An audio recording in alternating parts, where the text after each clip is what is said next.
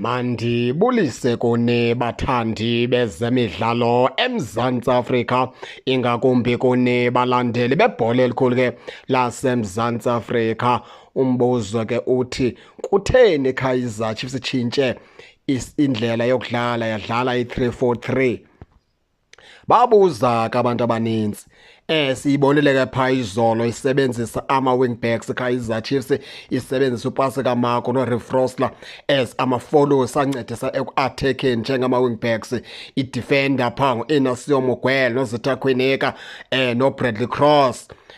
Phaa isazi Thengisebala isebenzisa phaa uNdlovu kunye ke noMthethwa, ifunza phaa nguSereno, ifunza phaa ke ngale ndodanyana ke yakwamayo.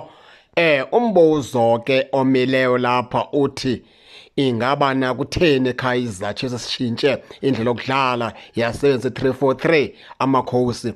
Masingene ke banzi siqale phaa xa sikwende kukho uNazarethin Nabi. Baphulaphula inyaniso iyafuna uthethwa abantu bengakabhubhi.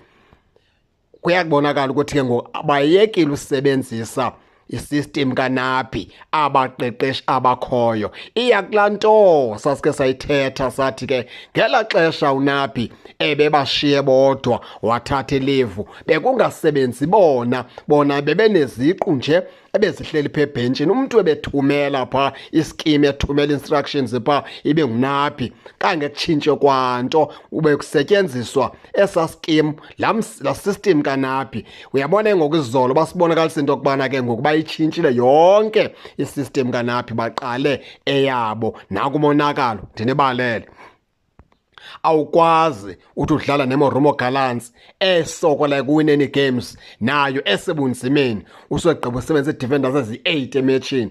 Ngamampunge lawo. Ingathi khona into apho bazoyilahla khona aba baqeqeshi babini. Ukuba iKaizer Chiefs abayazi bakhawulezwe ke babone licebo ngoba bazawudamaja into enintsi phaa.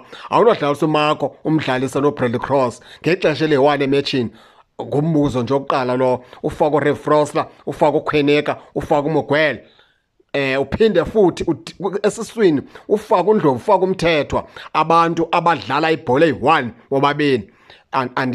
Laa nto le iyabhidisa baphula. Uthi xa ujonge phambili kubekwe uSereno, ubekwe nale ndodanyana yakwamayo. Caba kuthiwa ke ngoku wena Sereno ngwena kuzopasela uMayo ngoba aba bafakwe bonke abantu apha akho nomnye ongakwazi upasa, akho nomnye kuthiwa wenza laa nto kuthiwa yipasi ebheka phambili okanye laa nto kuthiwa yi-true pass. Kucaba ke bekuthiwa nguwe kuphela ke Sereno ke ozojongana nokupasela uMayo, ngoba xa uthi ujongisisa phaya kulaa match yonke izolo iKaizer Chiefs bidlala into kuthiwa i-defensive game. Ngeke udifende ngabantu abangaka kanti ubuzimisele ukuwina, and umdlalo wabo ubumbi kakhulu, bumbi ngayona ndlela umdlalo weKaizer Chiefs phaa izolo. Kwimidlalo yonke yakhe yadlalwa yiChiefs le season awukho umdlalo ubumbi njengalowa wayizolo, ngoba ubungana-direction. Xa ifika eswini ibhola ayazi uba mayithweni, akho zitouches. uNdlovu uyakweleka icala, ngapho naye uMthethwa uyakweleka icala. Ma ujongisise left ngapho kunoMarco kunoBradley Cross, abazi-left back bobabini kodwa omnye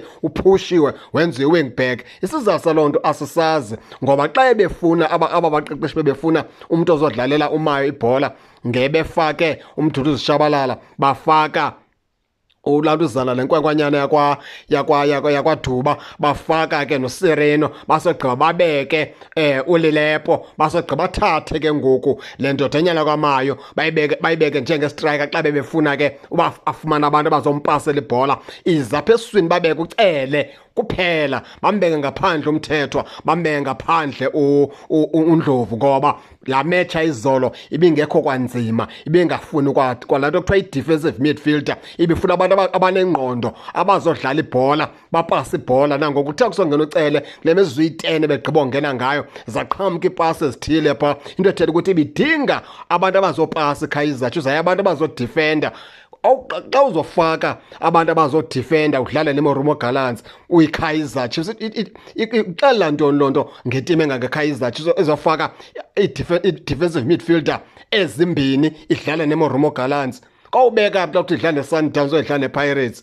noko kumbono ombi lo wabaphulaphula nzeke phaa izolo ingathi aba bafana baqeqesha Kaizer Chiefs bangayiphindi laa nto bangayiphindi babe bagqibele ukwenza lawo manyala basibonise wona phaa izolo ngamanyala okugqibela lawa endingahlali ukuba iKaizer Chiefs ziphinde iwaphinde abaphulaphula. Ndifuna ke nani ke nitsho zenye iziphenye phaa kulaa match enizibonileyo ngoba ibingamasikizi wodwa la siwabone phaa izolo. Nize ke ningakhohlwa usubscribe kule channel ukuze ningaphoswa zezemidlalo endizanothulela zona kwixa elizayo kakuhle babukeli.